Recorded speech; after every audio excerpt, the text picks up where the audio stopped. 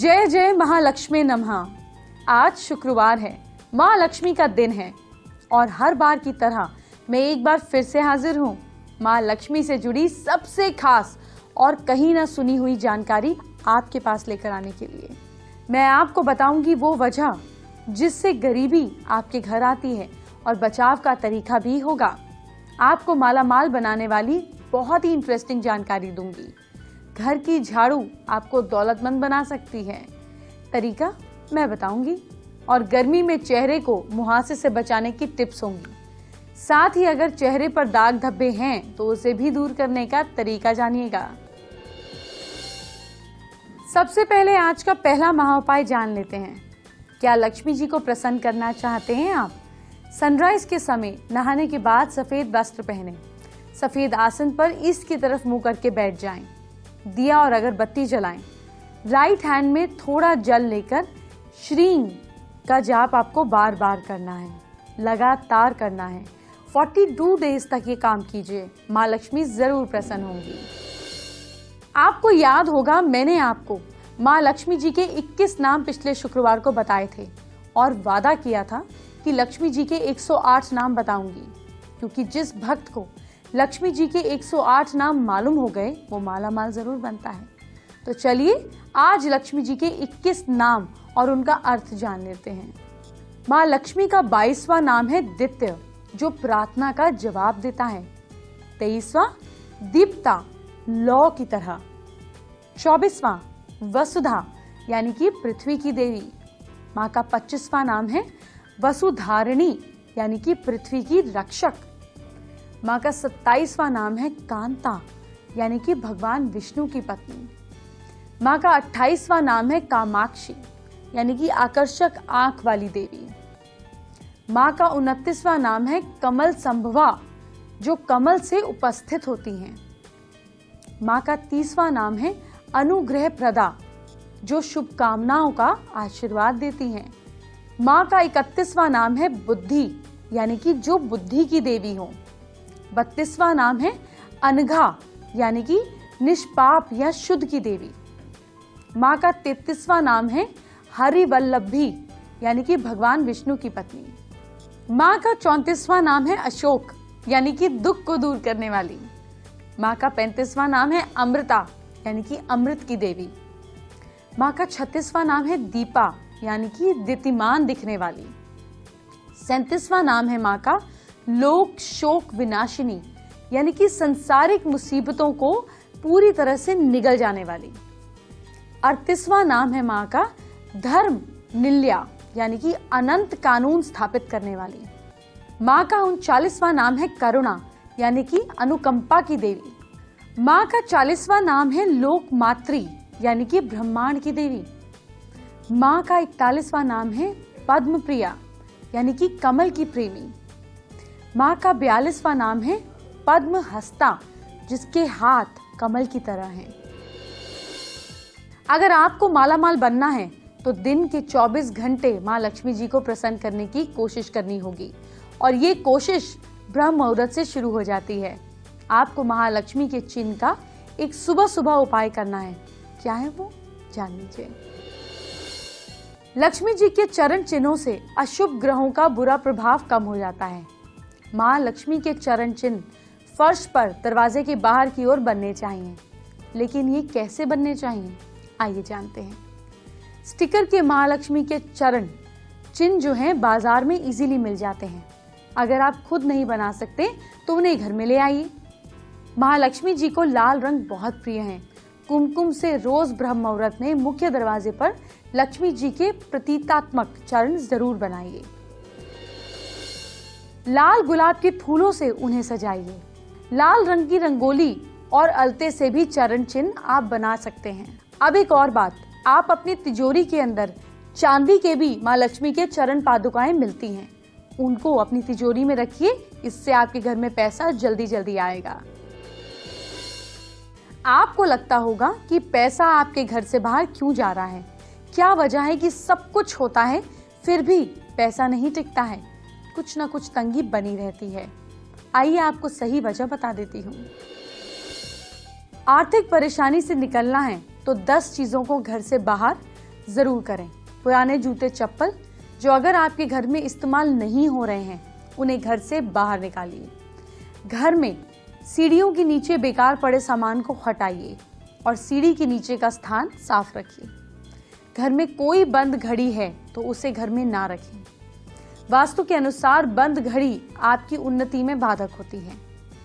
Geyser, iron, खराब television, fridge अगर इस्तेमाल लायक नहीं रह गया है तो उसे घर में नहीं रखें। पुराने और खराब पड़े उपकरण भी नकारात्मक ऊर्जा को जन्म देकर नुकसान पहुंचाते हैं। घर में अगर देवी देवताओं की टूटी फूटी मूर्तियां या पुरानी हो चुकी तस्वीरें हैं तो उन्हें विसर्जित कर दीजिए और उनकी जगह नई मूर्तियां तस्वीर लगाइए। खिड़की या रोशनदान के शीशे अगर टूटे हुए हैं तो उन्हें बदल दें। सिर्फ घर को साफ ना करें, घर की छत पर अगर कबाड़ है तो उसे उठाएं और छत को साफ सुथरा रखें। पुराने बर्तन जिनका इस्तेमाल आप 6 महीने से नहीं कर रहे हैं, उन्हें आपको घर में नहीं रखना चाहिए। पुराने कपड़े और खिलौने जिनका इस्तेमाल नहीं हो रहा है, उन्हें घर में नहीं रखना चाहिए। अगर कोई जरूरतमंद है तो उसे दान कीजिए। आगे बढ़ने से पहले आज का दूसरा महाउपाय जान लीजिए। क्या धन प्राप्ति नहीं हो रही है? गुलाब के फूल में कपूर का टुकड़ा रखकर शाम को कपूर जलाएं। फूल की राख से लक्ष्मी जी के चरण पर स्पर्श करें। आपको शीघ्र ही धन लाभ होगा। लक्ष्मी जी को प्रसन्न करने की बहुत सी बातें बताना बाकी हैं, लेकिन पहले आपकी ब्यूटी की बात। बेबी, आज क्या है आपके ब्यूटी के पिटारे में? फैमिली गुरु, जैसे जैसे गर्मियां बढ़ रही हैं, वैसे वैसे मुहासों की समस्या भी शुरू हो गई है। और आज मैं आपके दर्शकों को बताने वाली हूं कि आप गर्मियों के इस मौसम में मुहासों से कैसे बच सकते हैं।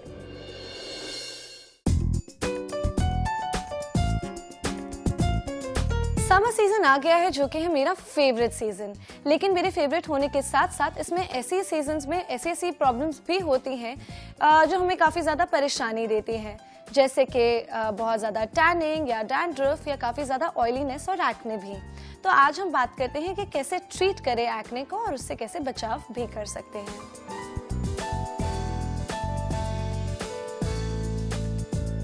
अगर आपकी एक्ने प्रोन स्किन है या काफ़ी ज़्यादा ऑयली स्किन है, तो सबसे पहली चीज़ जो आपको करनी चाहिए वो है कि राइट फेस वॉश का चुनाव। आप काफ़ी ज़्यादा डीप क्लेंजिंग फेस वॉश इस्तेमाल कर सकती हैं या फिर स्किन केयर रेजीम हैंडल कर सकती हैं जो जेल बेस्ड हो, ताकि आपके ऑयल का जो बैलेंस है वो स्किन में मेंटेन रहे।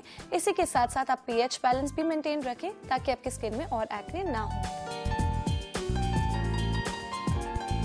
पर अगर आपके फेस पे एक्ने हो चुके हैं तो उससे हम छुटकारा पा सकते हैं बहुत ही आसान तरीकों से, जो आपकी इजीली होम में अवेलेबल हैं। सबसे पहले डायोजीन। डायोजीन को आप लगा सकते हैं पूरे के पूरे फेस पे। उसमें पेप्टोबिस्मोल होता है। काफ़ी लोगों को नहीं पता है कि उसका फेस पैक की तरह भी इस्तेमाल हो सकता है। जब आप डायोजीन को पूरे फेस में लगाते हैं तो वह एक्ने को कम भी करता है, उसके कीटाणु को भी मारता है, इसके साथ साथ उसके दाग धब्बों को भी कम करता है।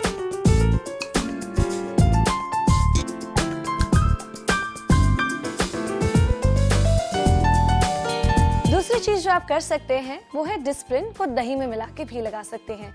जी हाँ, डिस्प्रिन आपकी सिर्फ सिरदर्द को नहीं, उसके साथ साथ आपके एक्ने को भी ट्रीट करता है। एंड वो बेस्ट रहता है कि जब आपको स्पेशली नेक्स्ट डे पार्टी पे जाना हो और आपका एक्ने काफ़ी ज़्यादा सूजा हो, तो डिस्प्रिन आपके जो एक्ने है उसको काफ़ी ज़्यादा जल्दी रिड्यूस करता है। और दही के अंदर जो लैक्टोस है वो उसको प्रोसेस में काफ़ी ज़्यादा हेल्प भी करता है। इसके साथ साथ आप काफ़ी होम रेमेडीज़ भी इस्तेमाल कर सकती हैं। सबसे आसान होम रेमेडी जो आप घर पे बैठे बैठे बना सकती हैं वो है आप पुदीना ले सकती हैं, उसके साथ अदरक का रस, लहसुन, इसके साथ साथ प्याज का रस, थोड़ा सा नींबू का रस और ढेर सारी नीम लीव्स। आप इन सबको अच्छे से कूट लीजिए और अपने फेस पे लगा लीजिए। ये आपके एक्ने को रोकेगा भी, उसको कम भी करेगा, साथ ही साथ कभी होने भी नहीं देगा।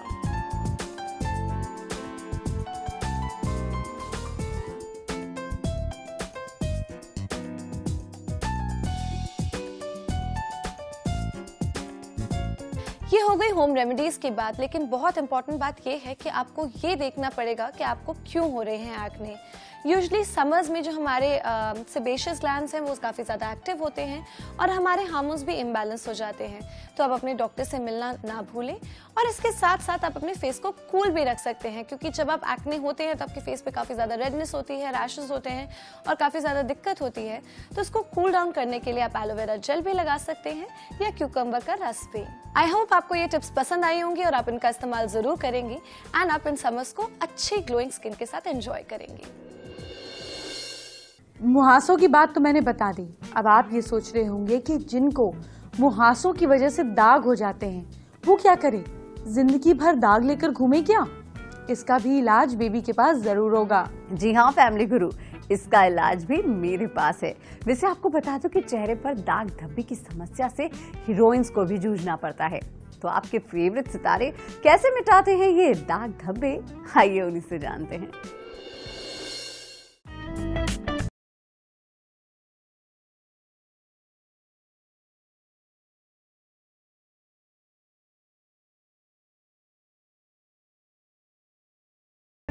हमारे फेस पर जब कभी दाग धब्बे हो जाते हैं या पिंपल्स हो जाते हैं तो बड़ी परेशानी होती है, पर एक्टर्स किस तरह से उसका ख्याल रखते हैं या कैसे आप उसको हटा पाते हैं, क्योंकि आपको शॉट पे जाना होता है और ज़रूरी होता है कि आप अच्छे दिखें, तो किस तरह से उसको छुपाते हैं? मैं कहूँगी नलिनी आपसे जानेंगे।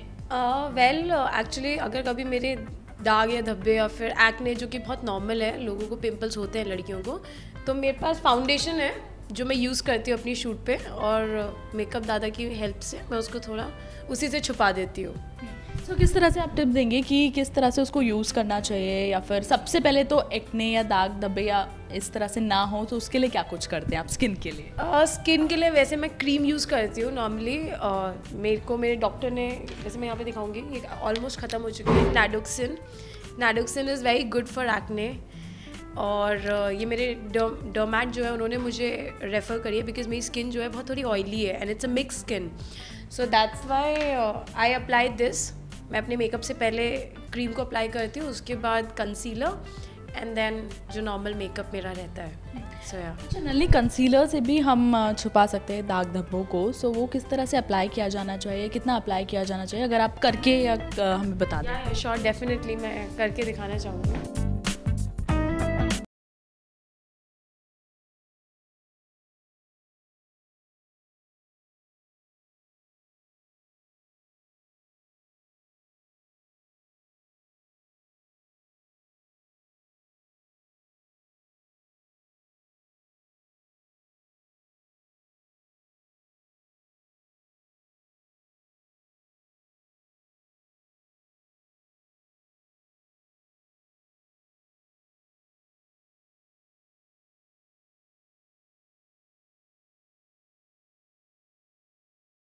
स्किन से मर्ज हो जाए, सो दैट कि एकदम अलग से ना लगे कि आपने एक्ने को छुपाया हुआ है। सो या जिस तरह से एक्ने है या कुछ दाग होता है, कुछ ऐसा होता है कंसीलर से, तो किस तरह से कंसीलर अप्लाई, मतलब उसी पार्ट पे करना चाहिए, उसके आसपास थोड़ा दूर तक स्किन टोन के हिसाब से?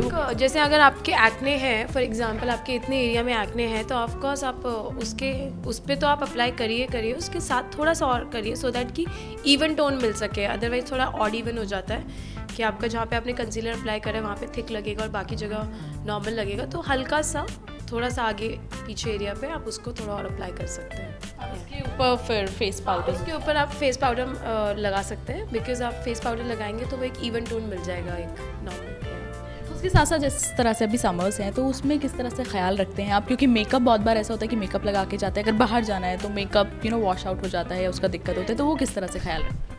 वेल अभी समर्स है तो अगर मेरे को, मतलब ये तो शूट है मेरा, तो definitely I have to do my makeup hair, because बिना मेकअप के तो टीवी में एक्टर्स बड़े गंदे दिखेंगे।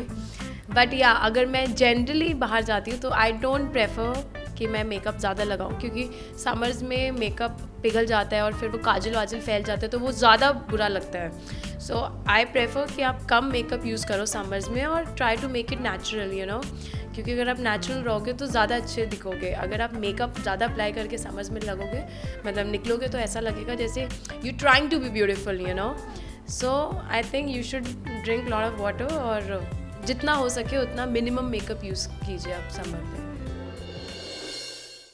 जानते हैं आज का तीसरा महा उपाय। क्या आपको सेहतमंद रहना है और बीमारियों से पीछा छुड़ाना है आपको, ऐसे में जौ के आटे में काले तिल और सरसों का तेल मिलाकर रोटी बनाइए। अपने ऊपर से 7 बार उसारकर किसी भैंस को खिला दीजिए। रोगी को दर्द से मुक्ति मिलेगी, लेकिन डॉक्टर को दिखाते रहिएगा। डॉक्टर को दिखाना सबसे ज्यादा जरूरी है। लक्ष्मी जी को पाने के कई तरीके हैं, लेकिन जो तरीका सबसे दिलचस्प है वो है झाड़ू। वही झाड़ू जो आपके घर में किसी कोने में पड़ी होगी, वही झाड़ू जिस पर आपका ध्यान नहीं जाता। लेकिन आज मैं आपको बताऊंगी कि झाड़ू कितने कमाल की होती है। महालक्ष्मी की कृपा पाने के लिए करें झाड़ू का उपाय। देवी लक्ष्मी की कृपा प्राप्त करने के लिए घर के आसपास किसी भी मंदिर में 3 झाड़ू रखाएं। ये पुराने समय से चली आ रही है परंपरा। पुराने समय में लोग अक्सर मंदिर में झाड़ू दान किया करते थे। ध्यान रहे, मंदिर में झाड़ू सुबह ब्रह्म मुहूर्त में रखना चाहिए। ये काम किसी विशेष दिन करना चाहिए। विशेष दिन जैसे कोई त्योहार, ज्योतिष में कोई शुभ योग या शुक्रवार को। इस काम को बिना किसी को बताए गुप्त रूप से करना चाहिए। शास्त्रों में गुप्त दान का विशेष महत्व बताया गया है। जिस दिन ये काम करना हो उससे एक दिन पहले ही बाजार से 3 झाड़ू खरीद कर ले आना चाहिए। गाड़ी में रख दीजिए या घर में छुपा कर रख दीजिए। घर में पोछा लगाते समय आप ये उपाय करें। जब भी घर में पोछा लगाते हैं, पानी में थोड़ा सा सी सॉल्ट, समुद्री नमक मिला लेना चाहिए। नमक मिले हुए पानी से पोछा लगाने से फर्श के जर्म्स तो नष्ट होते ही हैं, साथ ही घर की नेगेटिव एनर्जी भी खत्म हो जाती है। घर का वातावरण पवित्र हो जाता है और जिन घरों में पवित्रता रहती है वहाँ लक्ष्मी जी का आगमन होता ही है। पुरानी मान्यता ये है कि गुरुवार को घर में पोछा ना लगाएं। ऐसा करने से लक्ष्मी जी रूठ जाती हैं। इस दिन छोड़कर सभी दिनों में पोछा लगाना चाहिए। घर में झाड़ू कहाँ और कैसे रखें? झाड़ू से घर में प्रवेश करने वाली नेगेटिव एनर्जी नष्ट होती है, लेकिन आपको कुछ बातों का ध्यान रखना है। सबसे पहले खुले स्थान पर झाड़ू रखना अपशकुन माना जाता है, इसीलिए इसे छिपा कर रखें। दूसरी बात, भोजन कक्ष में झाड़ू ना रखें, क्योंकि इससे घर का अनाज जल्दी खत्म हो सकता है। साथ ही स्वास्थ्य संबंधित परेशानियों का सामना करना पड़ सकता है। तीसरा, यदि आपने घर के बाहर रोज रात के समय दरवाजे के सामने झाड़ू रखा तो इससे घर में नेगेटिव एनर्जी प्रवेश नहीं करती है। ये काम केवल रात के समय ही करना चाहिए। दिन में झाड़ू छिपा कर रखें। अब झाड़ू से जुड़े कुछ शकुन अपशकुन भी जानिए। अगर कोई बच्चा घर में अचानक झाड़ू लगा रहा है तो समझना चाहिए कि अनचाहे मेहमान घर में आने वाले हैं। सूर्यास्त के बाद घर में झाड़ू पोछा गलती से भी नहीं लगाना चाहिए। ऐसा करना अपशकुन माना जाता है। झाड़ू पर गलती से भी पैर नहीं रखना चाहिए। ऐसा होने पर लक्ष्मी रूठ जाती हैं। यह अपशकुन है। कभी भी किसी जानवर को झाड़ू से नहीं मारना चाहिए। यह अपशकुन माना जाता है। कोई भी सदस्य किसी खास कार्य के लिए घर से निकला तो उसके जाने के तुरंत बाद घर में झाड़ू नहीं लगाना चाहिए। ऐसा करने पर वो काम में असफल हो जाता है या उसको किसी डिफिकल्टी का सामना करना पड़ता है। झाड़ू को कभी भी खड़े कर नहीं रखना चाहिए। यह अपशकुन माना जाता है। हम जब भी किसी नए घर में प्रवेश करें उस समय नई झाड़ू लेकर ही घर के अंदर जाना चाहिए। ये शुभ शकुन माना जाता है। इससे नए घर में सुख, समृद्धि और बरकत बनी रहती है। वक्त हो गया है आज के हमारे पहले व्यूअर से बातचीत करने का। गाजियाबाद के वसुंधरा से मीरा रावत ने अपने हाथ का वीडियो हमें भेजा है। परेशानी ये है कि घर में बहुत कलेश रहता है, पैसों की दिक्कत रहती है, पति की कमाई का कुछ पता नहीं चलता। देखिए, सबसे पहले अपने घर में एक लकड़ी का डिब्बा लाइए और उसके अंदर लाल पेंट कीजिए, उसको साउथ ईस्ट में रखिए और पैसे उसमें जमा करना शुरू कीजिए। दूसरी चीज जो आपको करनी है वो ये कि अपने घर में वेस्ट डायरेक्शन में कुबेर जी को स्थापित करें और रोज शाम को उनके ऊपर जरा सी चुटकी भर हल्दी और चावल चढ़ाएं। ये डेली करना है। देखिए घर की सारी दिक्कतें कैसे समाप्त होती हैं। आप भी फेसबुक के जरिए अपनी प्रॉब्लम्स हमें भेजिए। सास बहू फैमिली गुरु के पेज को लाइक कीजिए, अपने इश्यूज भेजिए और साथ साथ शो देखिए, सोल्यूशन यही मिलेगा। चलिए आपको आज का चौथा महा उपाय बताते हैं। सवाल को ध्यान से सुनिए। क्या किसी काम में सफलता नहीं मिल रही है? ऐसे में किसी शुक्रवार को सुबह घर की पश्चिम दिशा में सफेद कपड़े में चावल बांधकर लटका दें। चावल के दाने टूटे हुए ना हो। जब तक कार्य में सफलता ना मिले तब तक चावल लटके रहने दें। ध्यान रहे, महीना बीतने पर पुराने चावल की जगह नए चावल बांधकर दोबारा लटकाने हैं। काम सफल होने पर सारे चावल इकट्ठे कर किसी जरूरतमंद को दान कर दें। बेबी आपको एंटरटेन करेगी, लेकिन आपके कल को संवारना है मैंने और आपने मेरे साथ मिलकर। इसीलिए तो जो आपको रेमेडी बताती हूँ अपनी राशि के हिसाब से या अपने नाम के पहले अक्षर के हिसाब से कीजिए और फर्क देखिए। सबसे पहले मेष राशि की बात। मेष राशि के लोग पीपल के पेड़ पर पानी दीजिए। लक आपका साथ दे रहा है कल 60%। वृश्चिक राशि के लोग, आप लोग गरीबों को कपड़े दान में दीजिए और आपका लक आपका साथ दे रहा है कल 64%। मिथुन राशि के लोग, कल गाय को रोटी खिलाना बिल्कुल नहीं भूलिएगा। किस्मत आपका साथ दे रही है कल 62%। कर्क राशि के लोग, कैंसेरियंस, मसूर की दाल कल खाएं, गरीबों को भी बांटें। किस्मत आपका साथ दे रही है कल 61%। सिंह राशि के लोग, लियोज, लस्सी कल जरूर पिएं और लक आपका साथ दे रहा है 65%। कन्या राशि के लोग, सूर्य देव को जल दीजिएगा।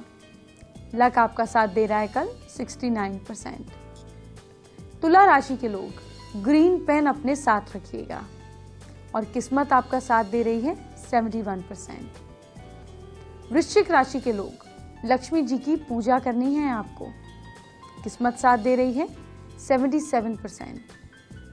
धनु राशि के लोग, घर के पौधों को पानी दीजिएगा। लक आपका साथ दे रहा है 69%।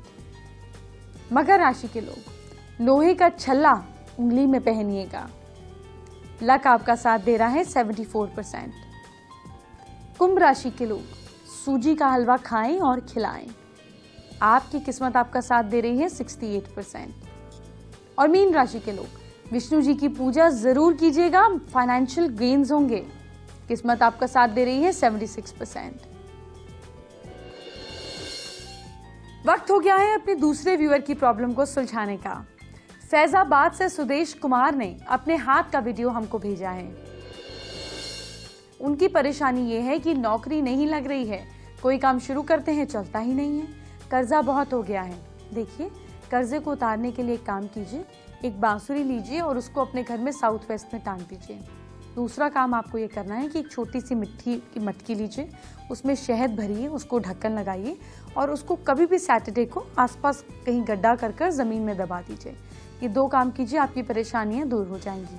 साथ साथ अपने इष्ट को रोज सुबह याद किया करें। अब आपको आज का आखिरी और 5वां महा उपाय क्या है ये बता देती हूँ। क्या संतान प्राप्ति का योग नहीं बन रहा है? ऐसे में पीपल के एक पत्ते को रोज 1 घंटा पानी में रखें। 1 घंटे बाद उस पत्ते को पानी से निकालकर किसी पेड़ के नीचे रख दें। पति पत्नी रोज उस जल को भगवान को चढ़ा दें। ऐसा 2 महीने तक करें, संतान का योग बनेगा। लेकिन जैसा हमेशा कहती हूँ, डॉक्टर की सलाह जरूर लीजिए।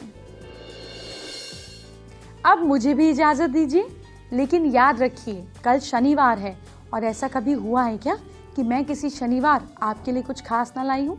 तो कल भी ऐसा ही कुछ खास होगा। अभी चलती हूँ, बाय बाय, टेक केयर।